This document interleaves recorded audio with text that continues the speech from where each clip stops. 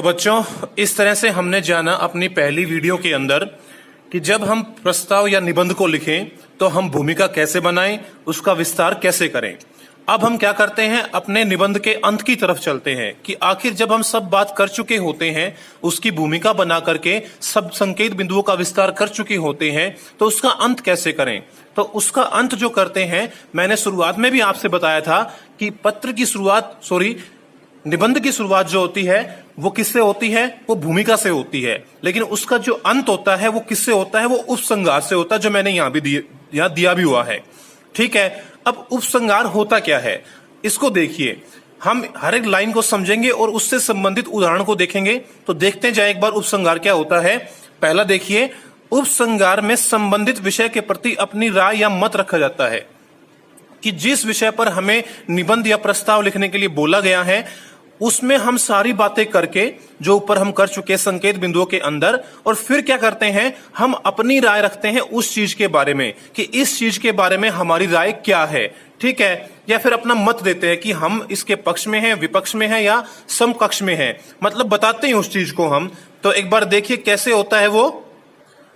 हम क्या करते हैं, अब तक जो अपना निबंध लेके चल रहे हैं उसी को लेते हैं यहाँ पर। ठीक है, आपको पता है मैंने यहाँ पे लिया था कि दहेज एक कुप्रथा। ठीक है, इसी को हम शुरुआत से लेके चल रहे हैं। तो इसका जो अंत है उन्होंने कैसे किया, यहाँ पर उन्होंने अपनी राय या मत दी है जिसने ये प्रस्ताव लिखा है, जो यहाँ पर स्पष्ट रूप से दिखा हुआ आपको लास्ट में दिख रहा होगा।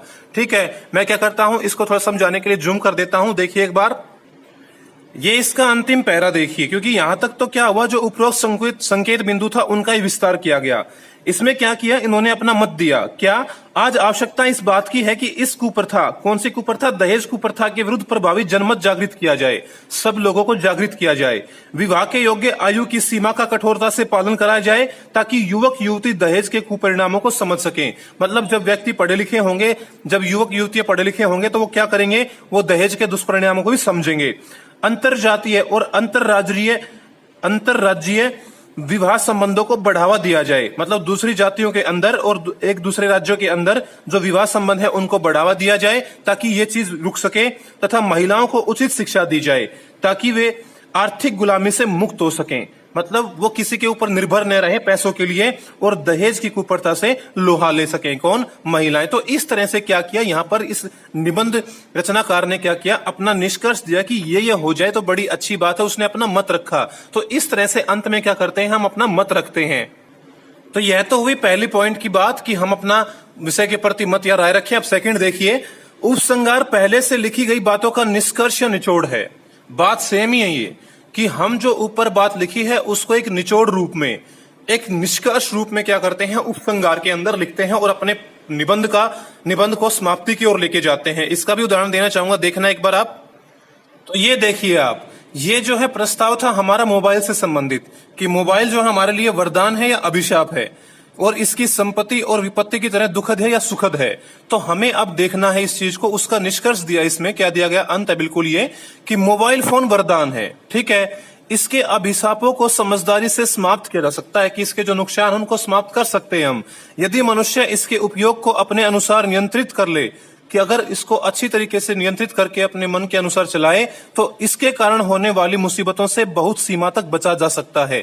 तो इस तरह हमने क्या किया, यहाँ पर मोबाइल संबंधित निष्कर्ष दिया, एक निचोड़ निकाला हमारे जो ऊपर निबंध दिया गया था उसका। तो दूसरी चीज, ऐसे भी इस प्रकार से भी हम इसका उपसंहार लिख सकते हैं। माना कि ये थोड़ा छोटा है और थोड़ा बड़ा हो सकता है ये, लेकिन इसमें क्या है कि हमें यही ध्यान रखना है छोटे बड़े की बजाय, कि हमारी बात जो है वो पूर्णता से स्पष्ट हो जाए, जैसे इसके अंदर हुई।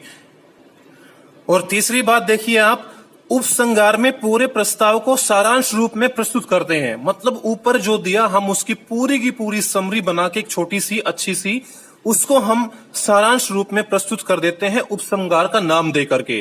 ठीक है, तो सारांश भी बोल सकते हैं। देखो बच्चों, ये चीजें अलग अलग नहीं है, हमारी उसके अंदर राय भी आती है, निष्कर्ष और निचोड़ और सारांश रूप एक किस्म से समान चीज ही है। तो हमने अलग अलग तरीके से आपको दिखाया भी कि सारांश रूप में कैसे प्रस्तुत करते हैं, वो भी मैं आपको दिखाऊंगा। तो सारांश होता है मतलब पूरी तरह से सार निकाल के, उसका वही बात निचोड़ करके।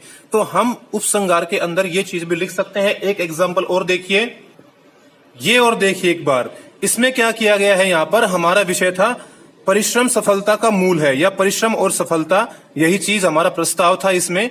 तो इसका उपसंहार कैसे दिया गया देखिए, एक बार लिखा भी हुआ है एंडिंग। उसने कहा कि वेद वाणी में कहा गया है, बैठने वाले का भाग्य भी बैठ जाता है और खड़े होने वाले का भाग्य भी खड़ा हो जाता है। मतलब पहले हमें प्रयास करना पड़ेगा, तब जाकर के भाग्य कुछ कर पाएगा।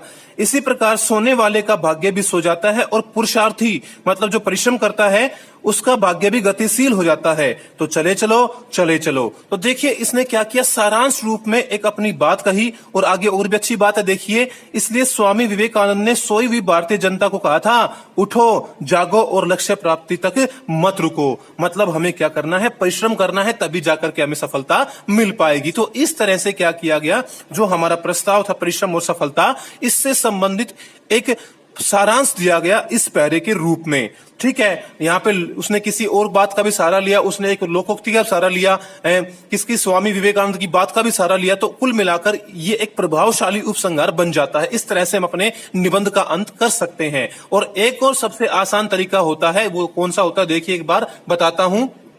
वो है यह, उपसंहार लिखते समय उपर्युक्त संकेत बिंदुओं में से एक सार गर्भित पंक्ति बना लें।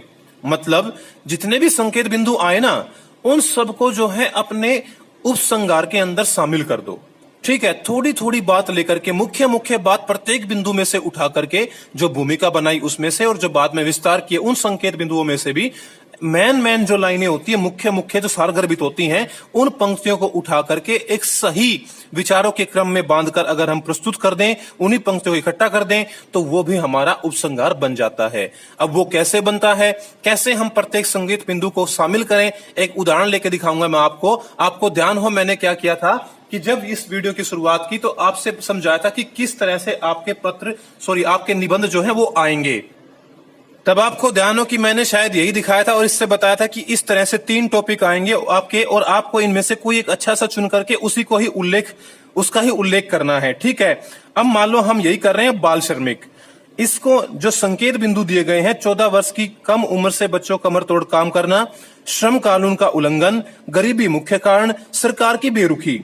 तो ये क्या किया हमने, ये सब लिखे, इसकी भूमिका भी बनाई हमने। मान लो इसकी भूमिका मैंने बताई भी थी, हम बनाते हैं भारत की उन्नति से, क्योंकि बिल्कुल जुड़ा हुआ है ये प्रश्न बाल श्रमिक से कि अगर बच्चे काम करने लग गए तो भारत की उन्नति नहीं हो सकती, उसका भविष्य खराब हो जाएगा।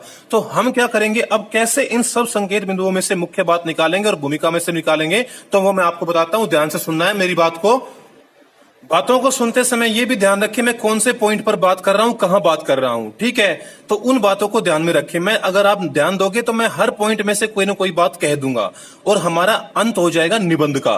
ठीक है, तो एक बार सुनिए। सबसे पहले हम भूमिका में से उठाते हैं। जैसे हम कह सकते हैं कि भारत के उज्जवल भविष्य के सपने पर प्रश्न चिन्ह लगाने वाली समस्याओं में से बाल श्रम मतलब बाल मजदूरी सबसे भयानक समस्या है, सबसे बड़ी समस्या है। तो ये तो बात आ गई हमारे टॉपिक की, और भूमिका में से मैंने ये लाइन ले ली। ये बातें मैं अंत में लिख रहा हूं, ध्यान रखना, उपसंहार के अंदर। ठीक है, आगे हम लिखते हैं, सरकार की बेरुखी के चलते और लोगों की गरीबी का फायदा उठाकर बहुत से स्वार्थी लोग 14 वर्ष से कम उम्र के बच्चों से काम करवाकर श्रम कानून का उल्लंघन तो करते ही हैं, साथ में उन बच्चों और देश के भविष्य के साथ भी वो खिलवाड़ करते हैं, अर्थात उनको खराब कर रहे हैं। अगर आपने नोटिस किया हो जो मैंने अभी बात बोली, उसके अंदर मैंने शायद इन सब बातों को ले लिया। ठीक है, मतलब संकेत बिंदुओं के माध्यम से ही मैंने अपना उपसंहार तैयार किया। मैं फिर बोलता हूं, ध्यान से देखना, कि सरकार की बेरुखी के चलते, पहली बात तो ये। ठीक है, और दूसरा रीजन, लोगों की गरीबी का फायदा उठाकर। ठीक है, बहुत से स्वार्थी लोग 14 वर्ष से कम उम्र की बच्चों से कमर तोड़ काम करवाकर या बहुत ज्यादा काम करवाकर श्रम कानून का उल्लंघन तो करते ही करते हैं, जो हमारी ये बात है, और साथ में क्या करते हैं, वो उन बच्चों जिनसे वो काम करवा रहे हैं उनका और देश के भविष्य को भी खराब करते हैं, उसके साथ भी खिलवाड़ करते हैं। तो ये बात क्या हो गई, हमारे सब संकेत बिंदुओं में से आ गई। ठीक है, अब इसका उपचार कैसे हो, हमारी राय भी हम डाल दें कि श्रम क्या करना चाहिए हमें, कि जो श्रम का कानून है कठोर कानून बना करके उसके प्रति, ठीक है, कि जो बच्चों से काम करवाया जाए तो उसको क्या दंड दिया जाए, क्या उसके प्रति मतलब हम कदम उठा सकते हैं खिलाफ उसके, तो वो चीज करके लोगों को जागरूक करके शिक्षा का प्रचार प्रसार करके, क्योंकि बहुत कुछ मैटर जुड़ा हुआ है शिक्षा से इसका, और क्या करके गरीबों की सहायता करके हम इस समस्या को समाप्त कर सकते हैं। इस तरह पहले अपने इन सब बिंदुओं में से अपनी बात एक एक इकट्ठा की और लास्ट में स्वयं अपनी राय देते हुए हम उपसंहार का अंत कर सकते हैं। तो बच्चों इस तरह से क्या कर सकते हैं, हम अपने उपसंहार को बना सकते हैं।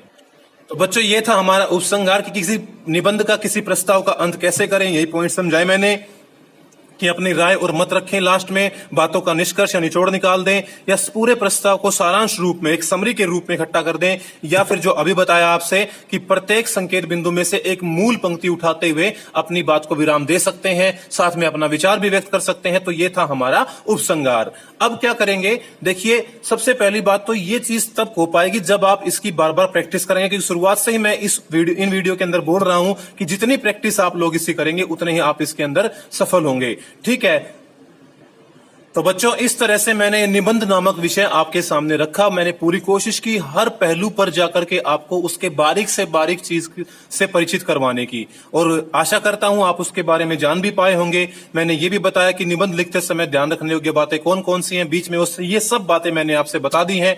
ये केवल दिखाई अभी है आपसे, तो देख भी लें, लिखित रूप में भी आपके सामने है। और बीच में जब मैं आपसे करवा रहा था तो जितनी भी इसके पार्ट बने वीडियो के, उन सब के अंदर ये बातें आ चुकी हैं। जैसे आप देख सकते हैं कि प्रस्तुत 3 निबंध में से अच्छा चुनाव करें, चुनाव करते समय निबंध शीर्षक की बजाय दिए संकेत बिंदुओं को ज्यादा महत्व दें। इस शुरुआती वीडियो में बताई थी मन से अर्थ न निकाले किसी भी संकेत बिंदु का। ठीक है, अगला बताया निबंध का आरंभ सदैव भूमिका से करें और अंत उपहार से। यथासंभव प्रत्येक संकेत बिंदु को लिखकर उसके अच्छे से रेखांकित कर दें और विस्तारित करें। प्रत्येक संकेत बिंदु के विस्तार के बाद एक पंक्ति छोड़ें, जो मैंने बीच में समझाई थी आपको।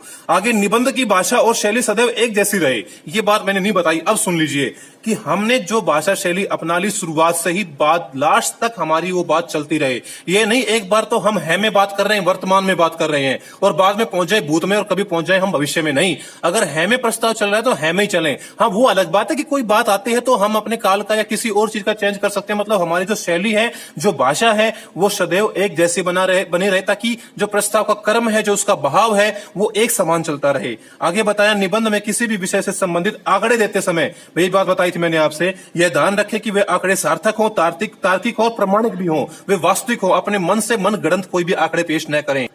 और ये भी जब विस्तार के बारे में बता रहा था, प्रस्ताव के बारे में, तब आपसे बताया था कि निबंध लिखते समय वास्तविकता के नजदीक रहकर विचारों को मौलिकता से प्रस्तुत करें, एक वास्तविकता के साथ बताएं। अपने आस पड़ोस के अनुभव के आधार पर स्वयं के शब्दों में लिखें, एक अलग ढंग से अपनी बात को रखें, ताकि वह क्या बने, आकर्षक बने, वो बोरिंग न लगे, न कि रटी रटाई परिपाटी पर चलें। जो आपने अब तक मतलब जो रटी रटाई बात की उससे नहीं, एक अलग हटके अलग नजरिए से पेश करें, ताकि जो जांच करता है उस पर एक अलग ही प्रभाव पड़े, क्योंकि हमारा नंबर जो है 10 है और सीधा सवाल 10 नंबरों का है।